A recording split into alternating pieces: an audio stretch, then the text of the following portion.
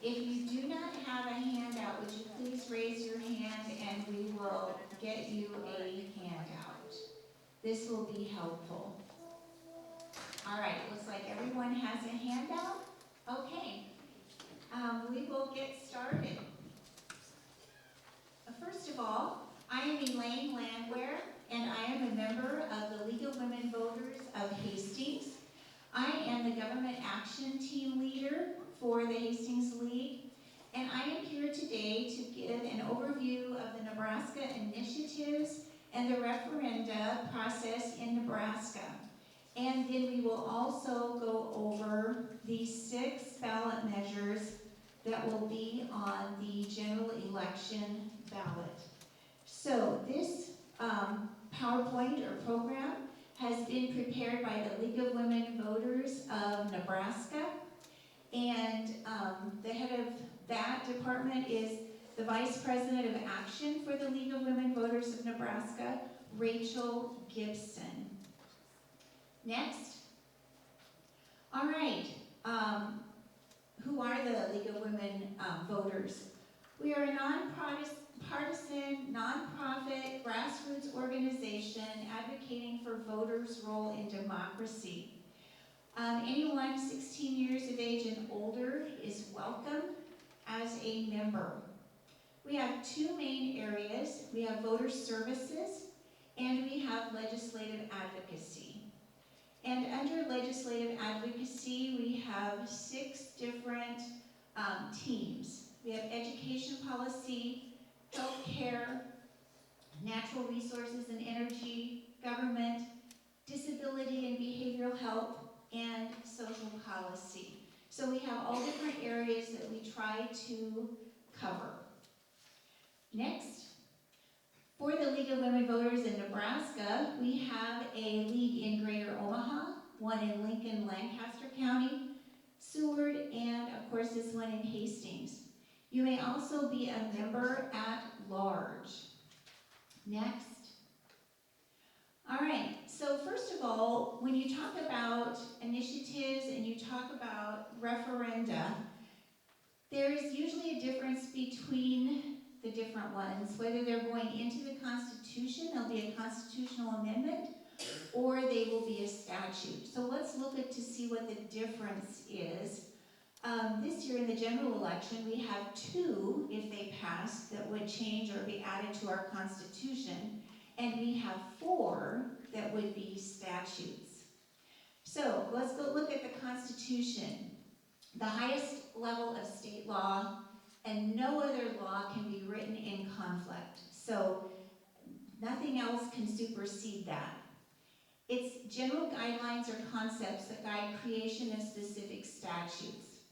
And it's changeable, but it is very difficult to change because it requires a vote of the people. So it's harder to change, but it can be changed. Okay, and then the next is a state statute. It's the manifestation or interpretation of constitutional concepts or topics not covered by the Constitution and not in direct conflict. These statutes are written by state legislature and they're signed into law by the governor. And they are easier to change because they're changed by the legislature. And some people may agree or disagree with that because of knowing how hard it is sometimes to get the legislature to pass something or to change something.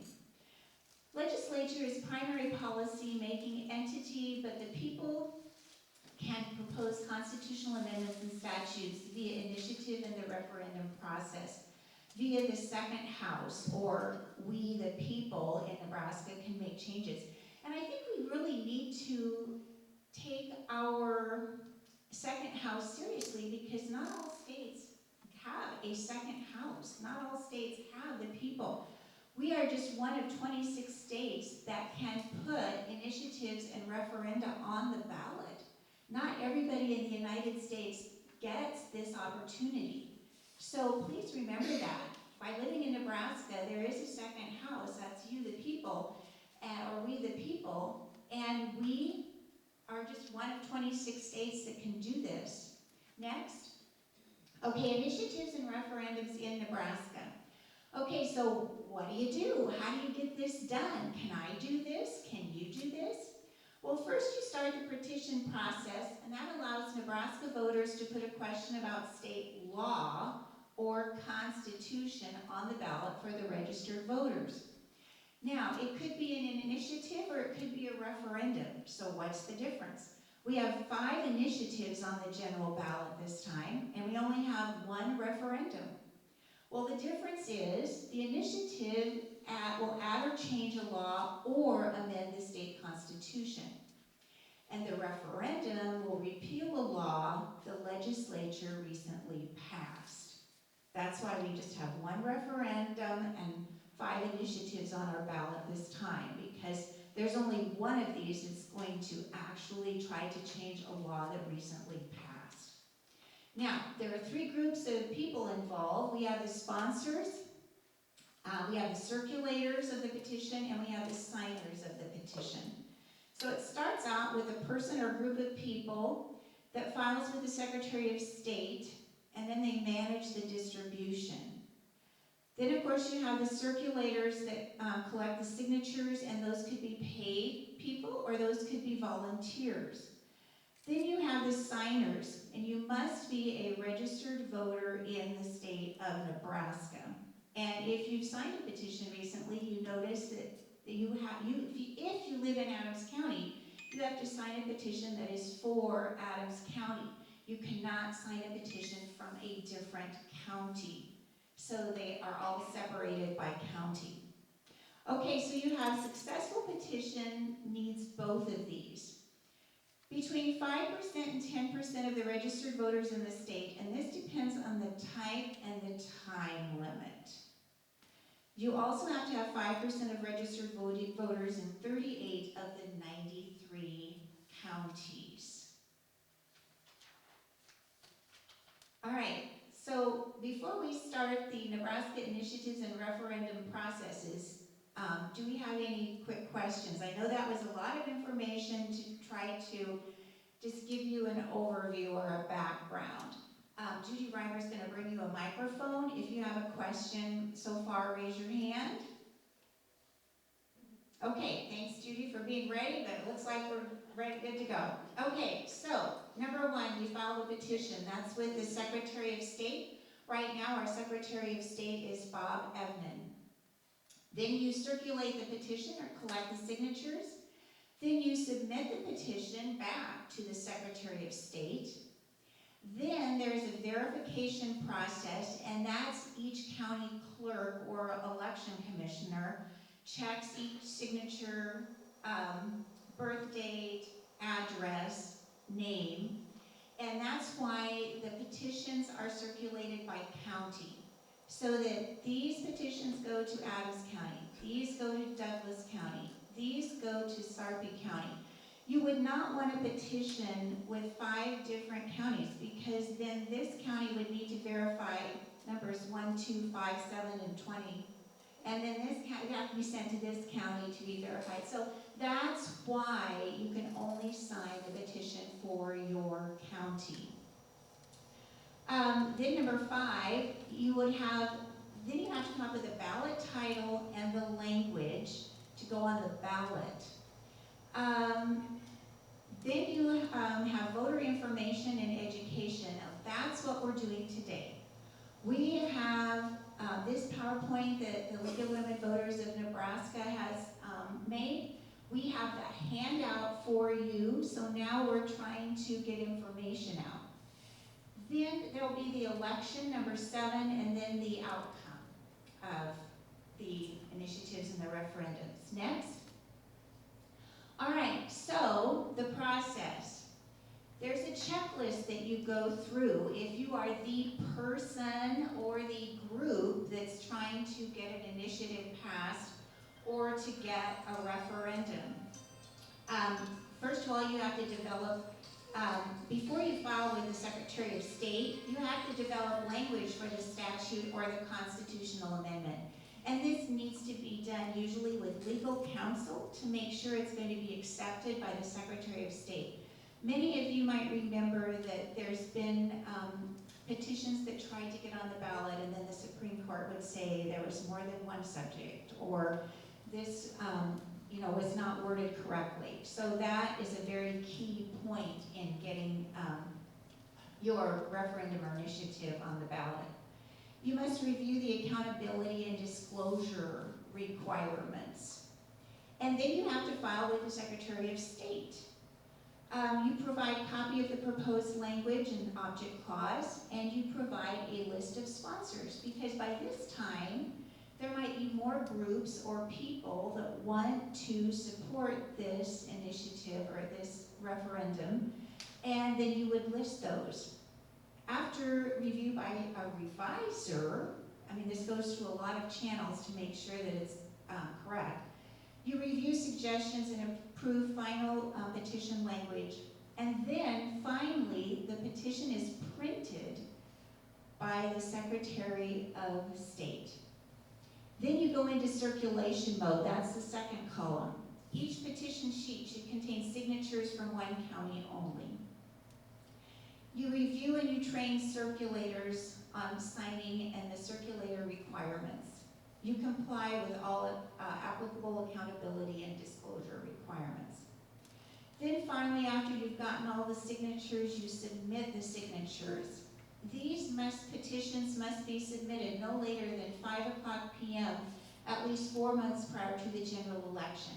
And I don't know if you are familiar with the Secretary of State's website, the sosnebraska.gov, that's the Secretary of State's website. You can go on there and there is a calendar for each election, and it will list all the dates. Everybody's asking, what's the last day to register? What's the first day I will receive my ballot? What's the last day I can vote in the office? All of those dates are listed in advance on the Secretary of State website. There's a regular election calendar. Going on, you need to monitor the verification process, and then you need to review the ballot question and title when submitted by the Attorney General. So the Attorney General gets involved in this to make sure it is all legal and it has followed all state statutes or the Constitution. So then after certification of a measure for the ballot, there is submit suggestions for an informational pamphlet and attend public hearings. Okay, so let's go back to the informational pamphlet. If you go to sos.nebraska.gov, there is just a general informational pamphlet on how to start the petition process, how to circulate the petition, how to make sure the language is correct. There's just a whole brochure on there of how to do that. And this is available to all of you at sos.nebraska.gov. Okay, so then there is, for each year or each election, for each election that there is an initiative or a referenda on there. The Secretary of State makes an informational pamphlet. Now, I picked this up at the county clerk's office down here at the Adams County Courthouse. You can go in, they are just stacked up. They have a few copies stacked up on the counter. Or you can go to that Secretary of State website, sos.nebraska.gov, and read it online. And it goes through every one of the 5 initiatives and the 1 referendum and gives information, pro and con. It gives who sponsors it. So you can find out all the basic information. So after this, head down to the courthouse, go to the county clerk's office, pick one up off the counter, or get one from sos.nebraska.gov. And you can do this every election that there is an initiative or a referendum. Okay, so then the last thing here is attend public hearings on the measure. Every time there is an initiative or a referendum on the ballot, they have public hearings. There is one for each initiative and one for each referendum on the ballot in each of our 3 U.S. congressional districts. These are listed on the Secretary of State website. Now, I will just give you the ones for Lincoln because those are the closest for us, and you're welcome to come up and ask me for these. You're welcome to go to the website and get these. You're welcome to attend these and testify at these hearings, pro or con. You are welcome to send written information, or it's email now, or sending it by computer. But anyway, they are held in Omaha. That would be District 2. They're held in Lincoln, District 1, and the ones for District 3 are held in Ogallala. And you're welcome to buzz out to Ogallala for the District 3 ones, but Lincoln is a little closer. The Lincoln ones will be at the state capitol. They'll be in room 1525. The one for paid sick leave is Monday, October 14th from 1:30 to 4:30. The two for medical cannabis, they are holding those together. That will be from 6 to 9 that day. On Tuesday, October 15th from 1:30 to 4:30, they'll have number 434, Protect Women and Children. And from 6 to 9 that day, they'll have number 439, Protect the Right to Abortion. On Wednesday, October 16th from 6 to 9 is the Education Scholarship Referendum. So, you can go to these public hearings, you can send information to these public hearings, you can testify at these public hearings. They are always held in each congressional district for each initiative or each referendum. And you can take a part in our state government. Okay, next.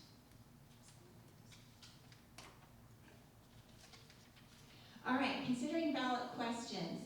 This is what everybody always asks us. They want to know, well, how is it going to be written?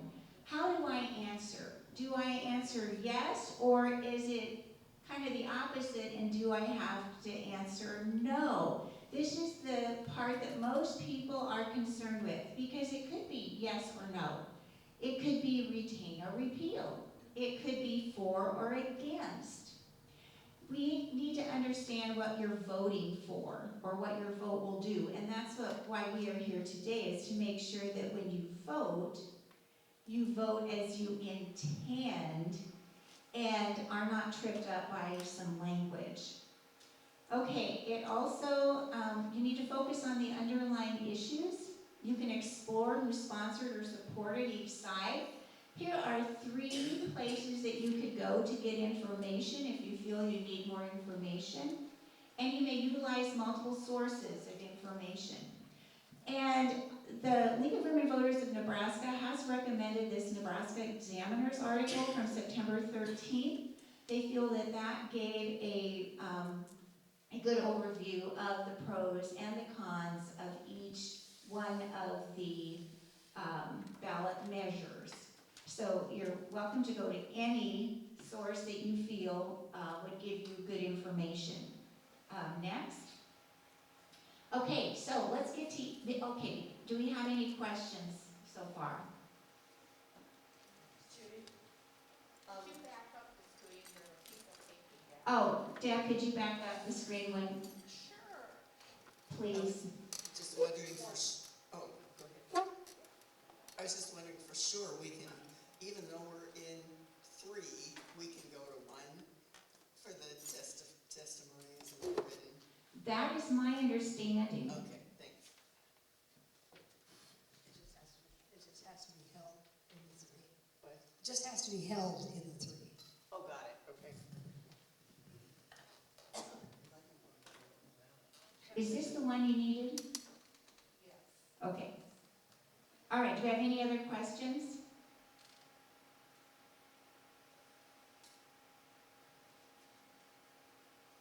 All right, can we go on?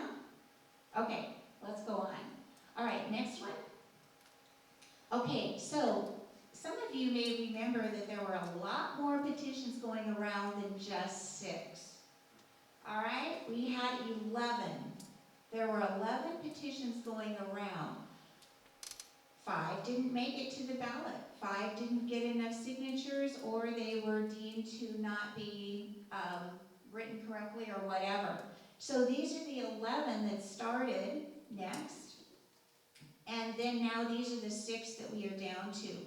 They have been divided into 4 topics. There's one topic of abortion. There's 2 in that topic. Then there's the private school scholarships. Topic 3 is paid sick leave initiative, and topic 4 are the 2 having to do with medical cannabis. Next. All right, so Secretary of State Bob Ebman has certified that final list of 6. They all have a number. You can see them listed here. They all have a number. So how did they get the number? Well, it's drawn randomly. It is a random drawing with witnesses to give a number. Now, we started with 400 was somewhere in the 80s. So think about how many we've already, or how many we've gotten to since the 1980s. We're up to 439, but 6 of them are with this election. All right, so since the 80s, we really haven't had that many initiatives or referenda on the ballot. As required by state law, the Secretary of State does host the hearings on the ballot measures in each of the 3 congressional districts. They're required by law to have 1 in District 1, 1 in District 2, 1 in District 3. But yes, you are welcome to attend whichever one that works for you. The schedules for this ballot will be in October, and I can give you all the dates or show you where to find all the dates. I went through the Lincoln ones earlier. Next. All right, then this tells you about the pamphlet, and I already showed you the pamphlet that lists all of the ballot measures with the pros and cons, people who sponsor, groups who sponsor. And these are some important dates that you can get from the Secretary of State calendar. Most of these you are aware of. September 30th, county election offices begin mailing out early voting ballots to voters.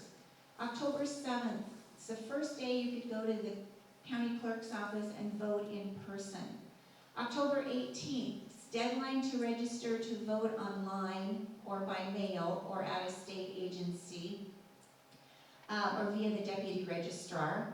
October 25th, the deadline to register to vote at county election offices by 6 p.m.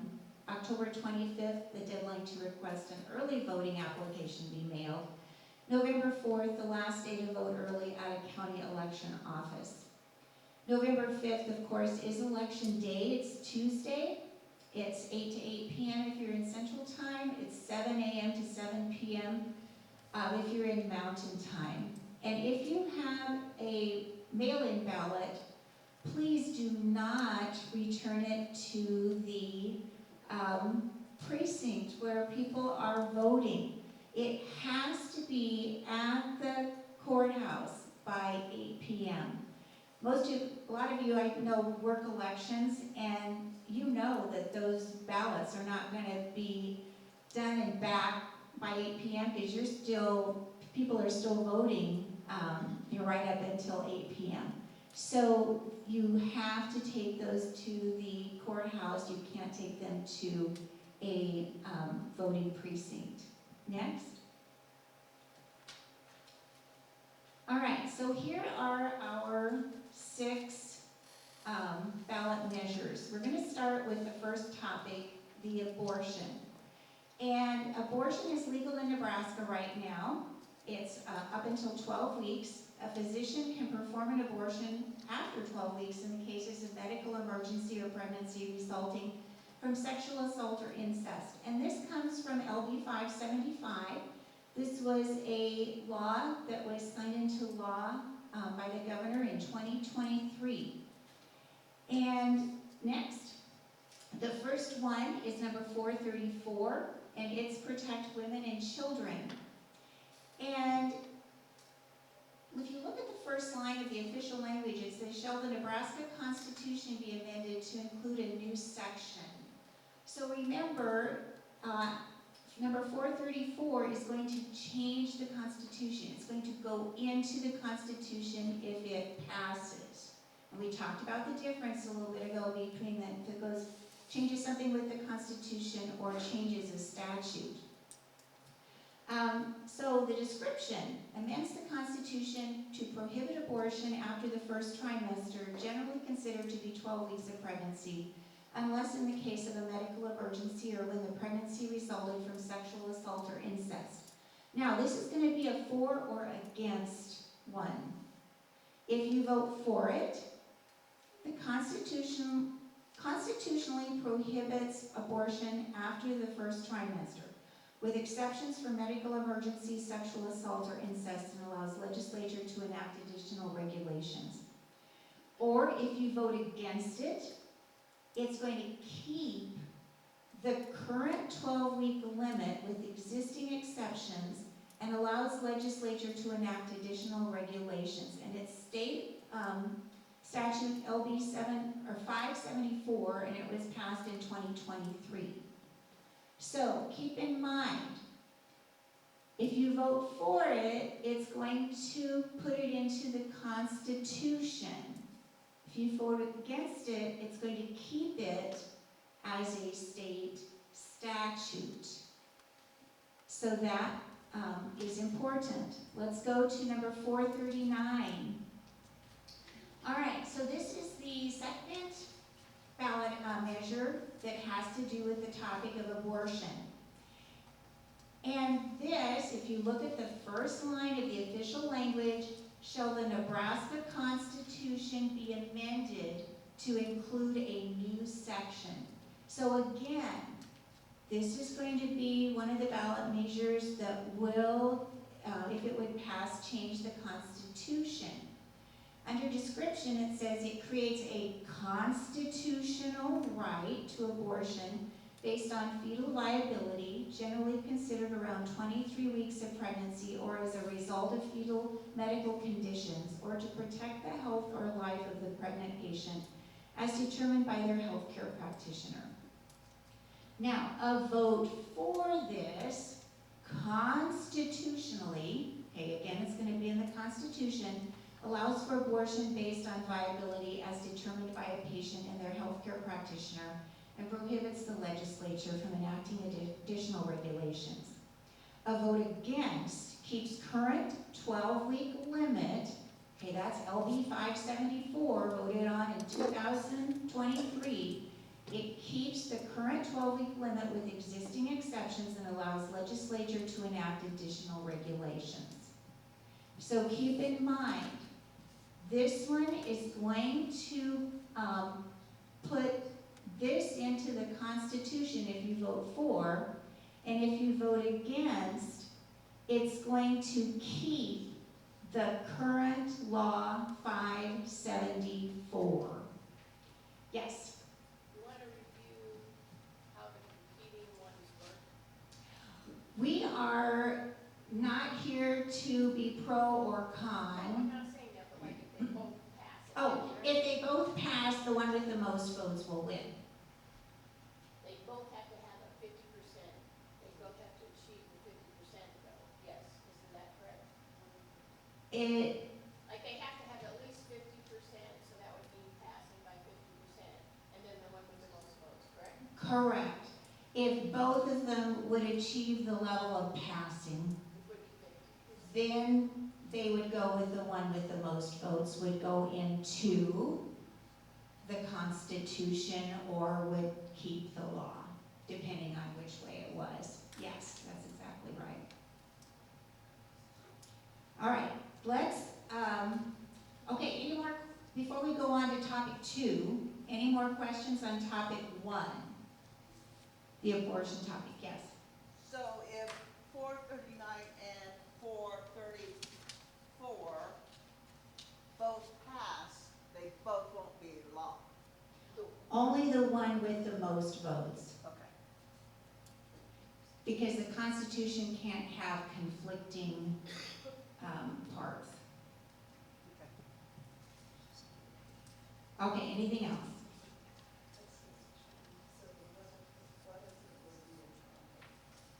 Oh, we have a question here. What if it would be a tie? I don't have the answer to that. There are different, they actually do have tiebreaker rules, and we did not go into those, so I can't tell you what the tiebreaker rules are. But those are on sos.nebraska.gov. Yes. I think from what I've been hearing, that it's important that you don't leave one of them blank. That you either vote against it or for it, but not just leave it blank.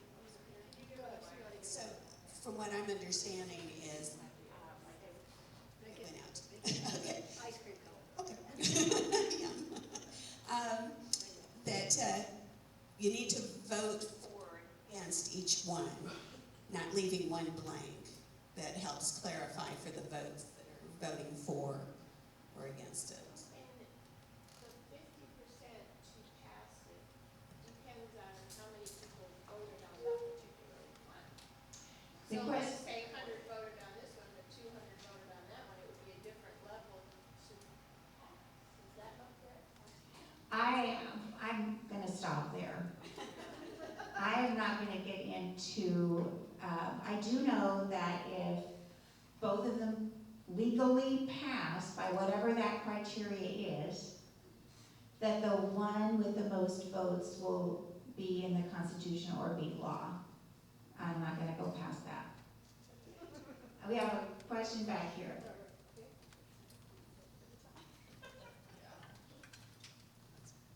So a vote for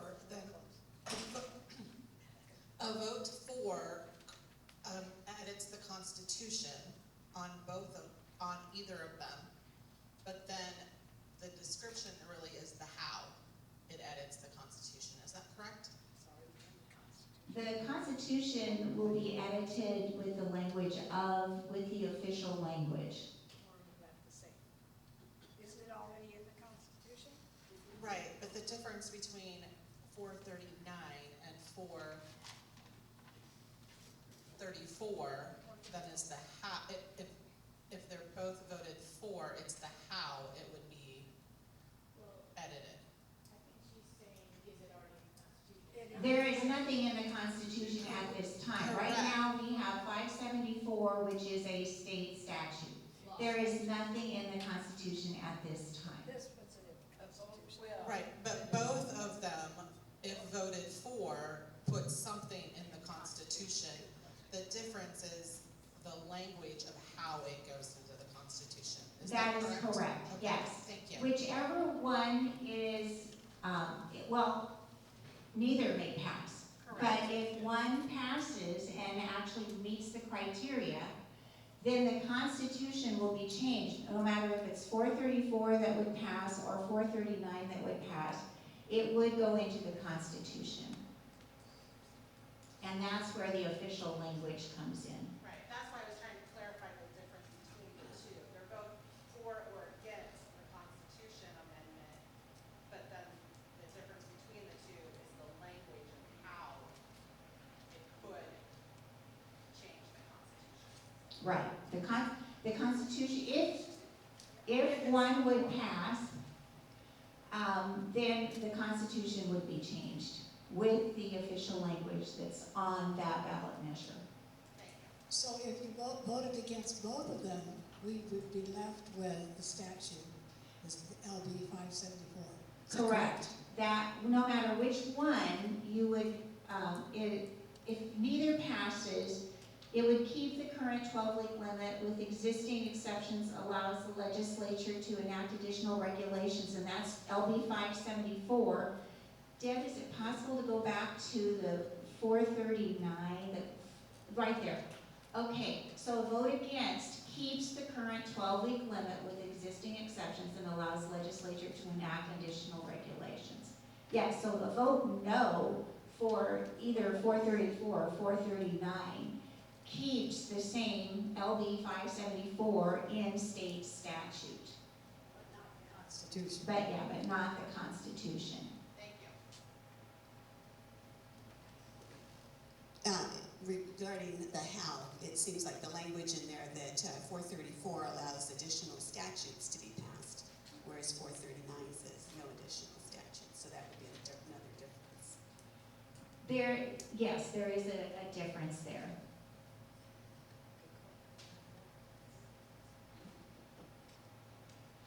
Anything else? Okay, we're going to go on to topic 2. Topic 2 is private school scholarships and the current law. Okay, so the previous private school scholarship program, known as the Opportunity Scholarship, based on tax credits to donors, will expire, and that was $25 million.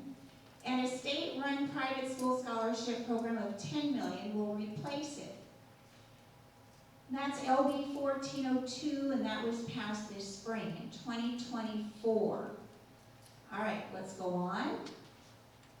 So this number is 435, and it's the Private Education Scholarship Partial Referendum. All right, this is not going to change the Constitution. This is going to either repeal a law or keep 1402 on the books. All right, so let's go to the description. The legislative bill 1402 provides state funds for K-12 private school scholarships with a starting cost of $10 million a year. Now, if you want to keep that and retain that, and you'd like that money to go to private schools, then that enacts a state-run, publicly funded private school scholarship program with a starting cost of $10 million a year. If you'd like to see that repealed, no publicly funded private school scholarships, because the $10 million year program from LB 1402 that was passed this spring in 2024 will be repealed, and the Opportunity Scholarship Program, that was the bill from 2023, will have expired. So, this one is not a for or against or a yes or a no. This is a state law that has been passed. The money, the $10 million, is already being dispersed to the scholarship program. So, do you want that to continue? If you want that to continue, you want to retain it. If you don't want that to continue, then you would like to see this law removed. You want to repeal that law. All right, now any questions for this? Because this is our only ballot measure that has to do with schools or education or tax dollars going someplace different. Anything else? Okay, next one. Okay, this is topic 3. This is paid sick leave, current law. There are no current laws. Okay, so we have no laws, no Nebraska state laws that require private non-governmental employees to offer paid time off for sick leave or vacation leave. So that's in statute that there are no current state laws. Nebraska private employers are subject to the Federal Family Medical Leave Act, which entitles eligible employees to take unpaid, job-protected leave for specific family and medical reasons. Okay, so right now we don't have any law that says you get 5 sick leave days, or you get 1 personal day, or you get, with pay. So there is no law for that. So that's why that 436 was brought forward. Now again, the official language, shall a statute, that first line, shall a statute, this is not going into the Constitution. This is not changing the Constitution. This is going, if it would pass, it would go into state statute. Okay? There were differences between going into the Constitution and going into statute. That was back a few pages. Okay, so the description, it requires Nebraska private, non-governmental employers to allow employees to earn a minimum number of paid sick leave days per year. 40 hours for employers with under 20 employees and 56 hours for employers with more than 20 employees. Okay, now this is one that's for or against. So for would be requiring all private employers to allow employees to earn 5 to 7 paid. Paid is a key word here because remember, back in that state statute that you could, there was no law requiring any paid time off. So this would be allowing 5 to 7 paid leave days. A vote against keeps current situation, okay, current situation where employers are not required to provide any paid leave. All right, so this has not, number 436 has nothing to do with the Constitution, and we are not trying to change an existing law. We're trying to put something in state statute. All right, who has questions about paid sick leave? That's our topic number 3.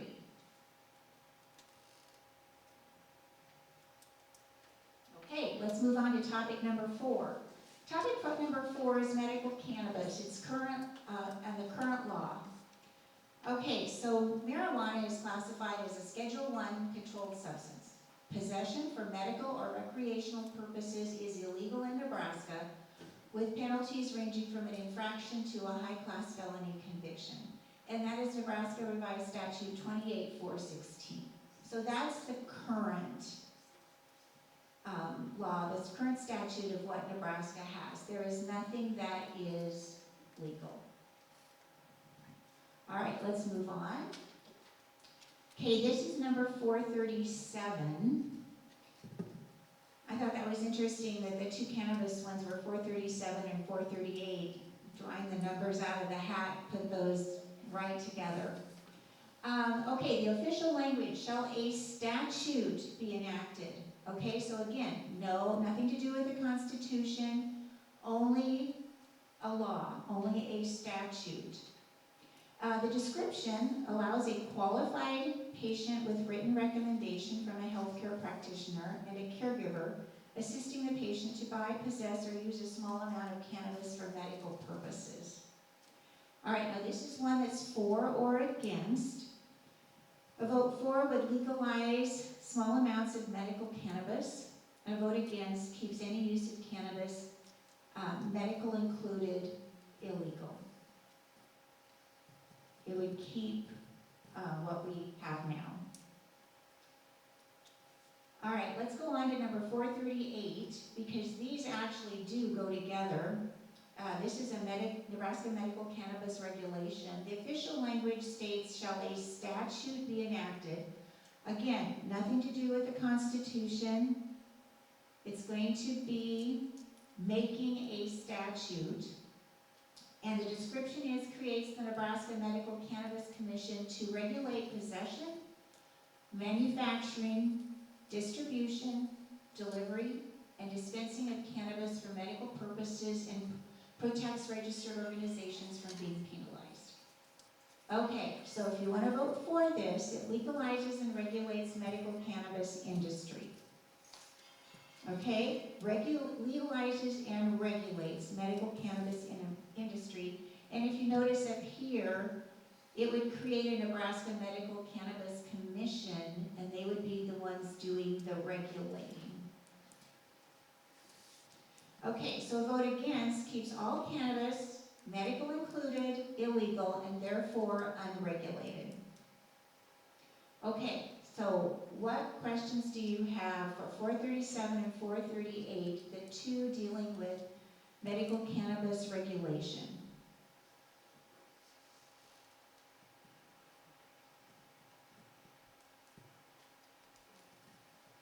Yes. So is this one of these, like, we need to vote against one and also for one, or do we vote for both of them and against both of them? Do you know? Okay, the question is this one where we have to vote for one and against one, or if we have to vote for both, or if we have to vote, no against, or what do we have to do here? Well, if you look at 438, this creates the Medical Cannabis Commission, and this would, first of all, make it legal to have medical cannabis, and then it would regulate it. Okay, so then if you go back to 437, thank you. This is going to legalize small amounts of medical cannabis. This is going to allow a qualified patient with written recommendation from a healthcare practitioner. Okay, you aren't going to be able to have one without the other. All right, because this one, 437, makes it legal to have it if you are a qualified patient and you have a written recommendation from a healthcare practitioner. But if you look at 438, the next slide, you aren't going to be able to dispense it unless you have your Nebraska Medical Cannabis Commission that's going to regulate it, regulate the possession, the manufacturing, the distribution, the delivery, the dispensing, the cannabis. So in this case, if one passes and the other one doesn't, I mean, if this one passes, you'll have a commission and they can make all the regulations, but they can't, no one could take it if they had it. Again, if 439 would pass, they could have it legally if it was given by a physician, which if this didn't pass, there's not going to be any physicians that would be able to do that. Technically, they could have a physician in Colorado. I'm not going to comment on that. I mean, I'm not a proponent, I'm just saying, it didn't say that in Nebraska.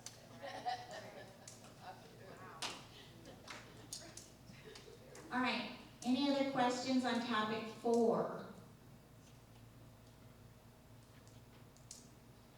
All right, next slide. We've had our questions. I'd like to thank you for being civically engaged. If you'd like more resources, if you'd like to donate or join the League of Women Voters of Nebraska or the League of Women Voters of Hastings, we have brochures on the table. If you'd like to know if you're registered, go to vote411.org. That's our League of Women Voter website. You can also register there, find out if you are registered. You can look up candidates to see what candidates are on your ballot and get more information about those candidates. Do we have any other questions? All right, I would like to encourage all of you to come to our next program. Our programs are generally on the 2nd and 5th Fridays of each month at noon here at the YWCA. Our next program is going to be the 4th Friday of October. It's October 25th. Brady Rhodes will be here, and he's going to present a program on Benefit Cliff. It's a situation that occurs for participants receiving government financial assistance. And it will help us understand better why some people get benefits and some people don't. There is a benefit cliff that once you meet a certain stage, then you can't receive benefits.